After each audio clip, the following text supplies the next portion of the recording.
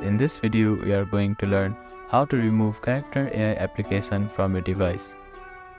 First of all, find and locate Character AI application on your home screen and long press on it. You will get many options. Click on Remove App and then click on Delete Application. After that, you will be prompted to delete the application. Now click on Delete button and your app will be deleted. You can also have alternative. Go to your settings and click on General. After that, click on Storage and find Character AI application here. If you could not find it, simply search for the application. Now select the application and click on Delete App. And again click on Delete App button. As you can see that the application has been removed.